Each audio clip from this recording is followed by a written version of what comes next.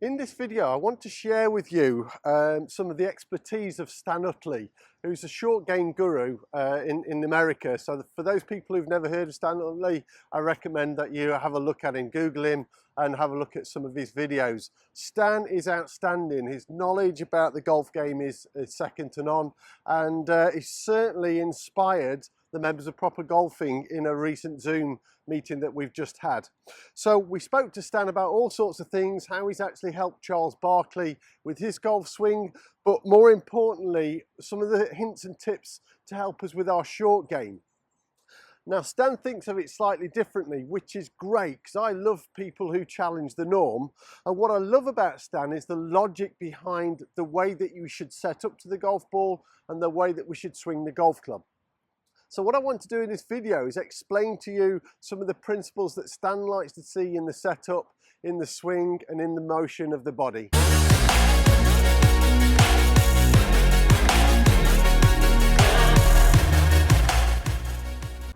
So the first thing that is slightly different about the way we want you to set up now to the golf ball is to have the ball slightly forward in your stance rather than back, as so many coaches will tell you to do. So having the ball backwards and angling the shaft forward is an absolute no-no for Stan, because he likes you to use the bounce on the golf club. He wants you to use the bottom of the golf club. So what's most important here is to understand what the bottom of the golf club is. Now, a lot of people think that it's the leading edge, the bottom leading edge is the bottom, but on a wedge, because of the way that they're designed, it's actually the back edge of the golf club that we're trying to use rather than the leading edge, because that's where the most efficient bounce is. So instead of having the golf ball in the middle or too far back, we're actually going to place it slightly forward in the stance and have the shaft nice and level at address rather than the ball back and angling the shaft forward. So it's a very different feeling setup in terms of ball position, but having the shaft now nice and straight is helping us use the back edge of the golf club rather than the leading edge, because that's how we're going to get some spin control when we actually strike the shot properly.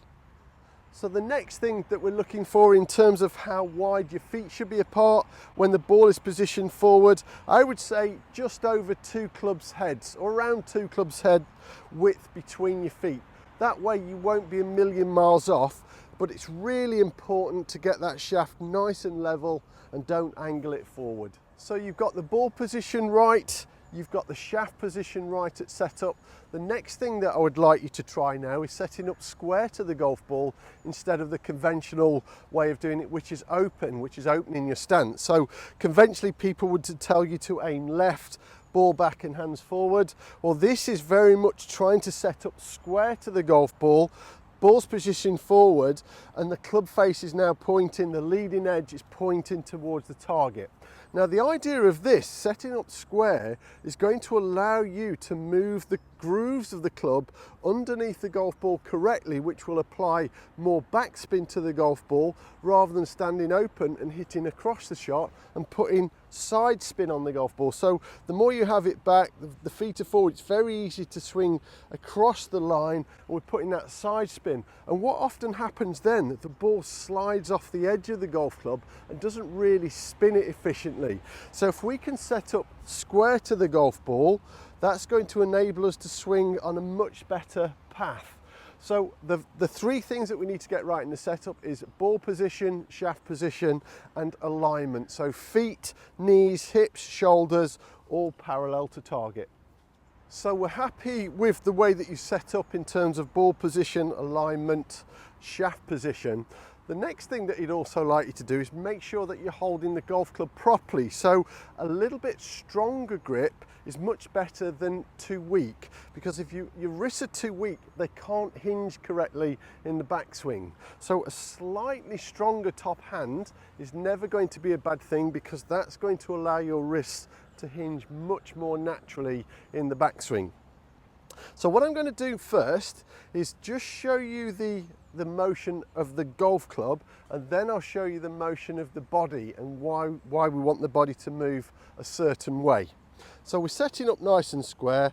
There's a simple wrist set in the backswing, and again you must hold this golf club nice and light, but then from there the critical movement now is to release that loft back under the golf ball. So we're not trying to hit a lob shot, we're actually moving the grooves and the club in such a manner where the golf ball is going to be spinning off the back of the golf club rather than off the side. So aiming offline will force you to spin the ball incorrectly.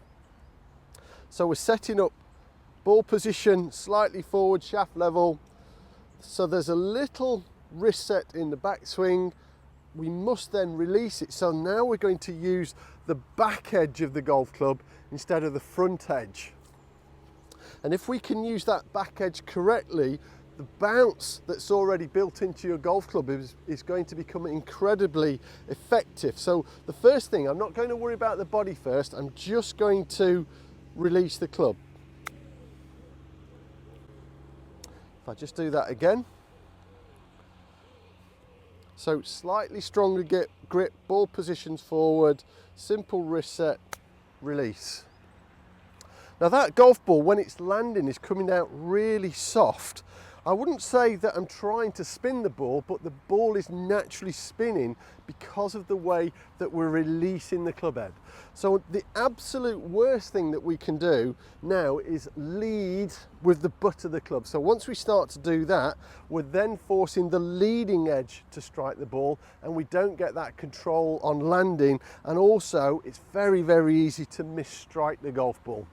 What happens then is people release it too early, and then they'll end up kind of just cupping the wrist and trying to help the golf ball up in the air. So this is as simple as a cock of the wrist in the backswing and a release back to square. And then from here, or the next bit, what I'll do is I'll then show you how to move the body. So the final bit before we put all this together is understand how the body wants to move.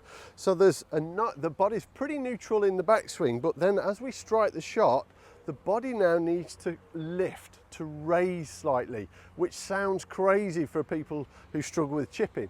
But the reason for that is as the body lifts, as the grip lifts, the club head comes down. Now we get that lovely down strike. But if I stay too low, I run out of room, and then you'll start to hold the top of the club in front of the bottom, and this is when you're going to really struggle spinning the ball efficiently. So it really is as simple as a little set in the backswing, a release, and then the body is just nicely popping up. So as the body raises, the grip raises, but the club head comes down. That's when we get that lovely little strike on the shot that way. So it feels like the body's just lifting. So I don't want to feel like I'm jumping backwards. It's just gently straightening. That's allowing the end of the club to come up, and that's going to help you release the golf club. Now, as we all know, this definitely needs some practice, but my God, can't you have some fun with this? So let's just have another go from here. So everything's nice and level there, and then the body's just gently popping up through impact. I'll show you this from the side angle in just a second. Let's just do that once more. So there's a little setting of the wrist, and then the body's just popping up and the ball's just releasing to target. It really doesn't feel now like I'm trying to guide the ball. All it is a simple release, a nice turn. So we are still turning, we're still transferring our weight slightly. I wouldn't want to see you falling backwards, but I'm very, very impressed with how this feels. I have to say, this is not something that I've really done before, but once Stan explained it, I fully understood what he was trying to do, how we're trying to spin the ball. So we've spoke about trying to spin the ball, what we call the ripple effect in the bunker. So in bunkers, I like people to stand nice and square. I absolutely get the logic of this as well, because now we're using the grooves correctly. We're getting the ball, it feels like the ball's running up the golf club. It doesn't really, it pops off, but it does feel like you can easily get the club under the ball rather than hitting across it and getting that horrible side spin. So when those hands are ahead, the bottom edge of the club is leading, and that's when we don't use the bounce efficiently that's built into your golf club. So let me do one more from this side, and I'll do one from the other side.